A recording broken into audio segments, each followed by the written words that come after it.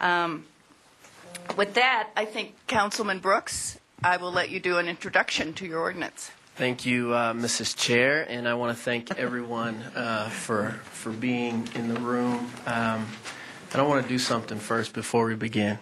Everybody take a deep breath. Serious. I'm serious. I think for the first time I'm getting the opportunity to share my heart, thought, feelings around this subject. But I just want everyone to take a deep breath and let's work together and figure this out. Okay? I love the way that this process is going to go. This is not a ordinance that's going to be voted on today and we're going to push this through. This is a conversation. And we're inviting people to the table to have a conversation and speak into it.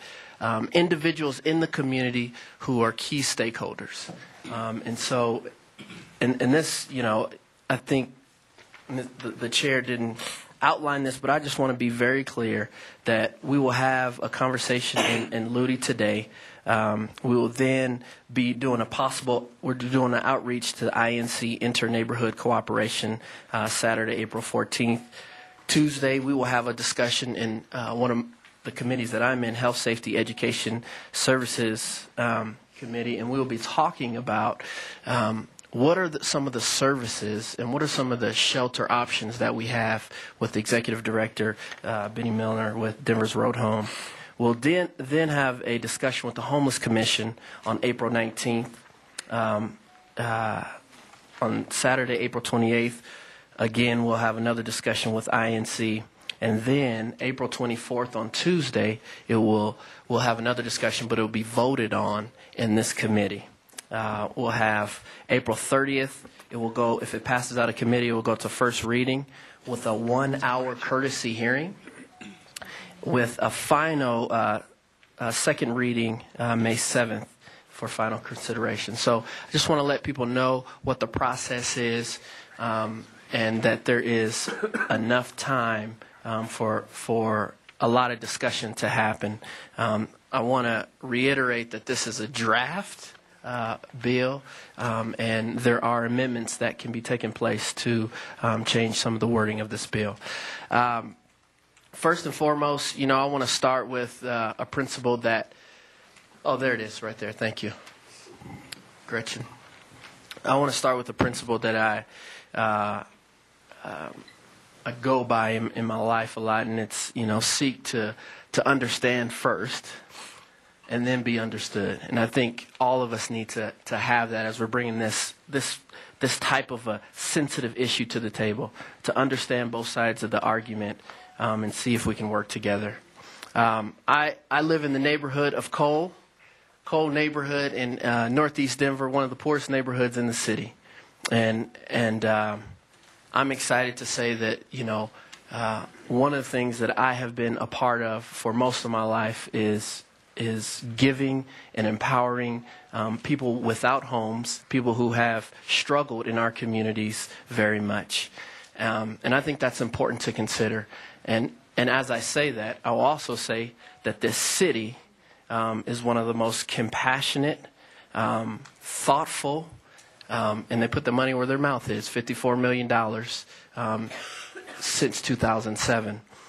Towards homeless initiatives. So we are a very compassionate city. And, to see all the hoopla that has surrounded this issue about criminalizing homelessness is not what we are trying to do at all. The one thing that we all can agree on is that it is inhumane for anyone to be outside. Everyone agrees on that point. Now, the methodology by which we get there, people have disagreed on. We believe here at the city level that numbers have been increasingly alarming, especially for me representing Northeast Downtown. I get a chance to go by Triangle Park every day. I get a chance to enjoy the 16th Street Mall with my family often on the weekends. And it was one summer in August when my wife and I wanted to really dive into this issue and see what is going on here with with people sleeping outside. And we counted 168 sleeping on the mall. And it was alarming to us, sleeping in private areas, sleeping on public property. And it was quite alarming to us. What is also alarming to us is when I pass by Triangle Park, seeing all of these folks who are surrounded by services, some who wish not to go in, and some who are being preyed upon by other folks. It's a dangerous situation. So this is about public safety, sanitation, and protection of our right-of-way. Millions of dollars have been invested into our public areas. And you're going to hear me say this word a lot, the public good. And as city council members, we are stewards of the public good. And millions of dollars have been invested into kind of our public good. And it's important that we protect that. Also, what's interesting about this is, people don't like to talk about the public safety aspect, but that's very important. It's important that anyone who lives in our city feels safe in a clean environment. And we have to make sure, as city council folks, that we really protect that. I want to clarify some misconceptions. Housing, not handcuffs. Some of you are wearing the buttons today.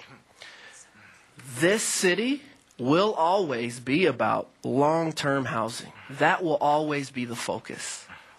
But what do we do with this immediate concern? And I keep asking that of individuals who meet with me. Yes, we want to make sure that we're investing in our permanent housing and because that is the solution and a job, right?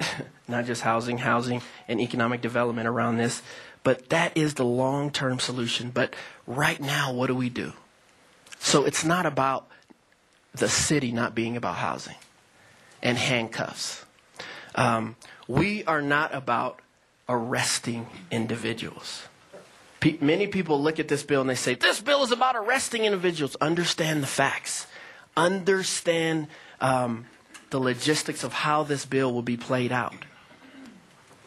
One, right now, today, at the end of 2011, we had 10,400 individuals who were assumed to be homeless in our jail system. 10,000. Now, that's not separate individuals. Those are individuals who are in the system and they continue to go inside, right? And so we already have an issue that we're not addressing.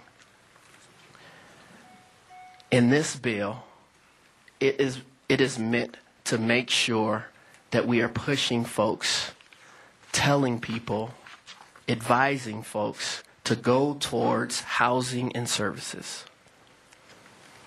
It is not a bill that is intended to arrest individuals and make sure that they get locked up so that we pay a $180 booking fee and incur all these charges with the city.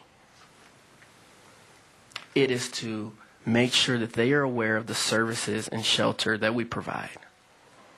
And it's also to make sure that we are protecting our commercial districts as well. And I don't apologize for that at all. I think that's important for us. And it's important for us to have that balance of both, as our mayor would say, investing in a world-class city and making sure everyone matters.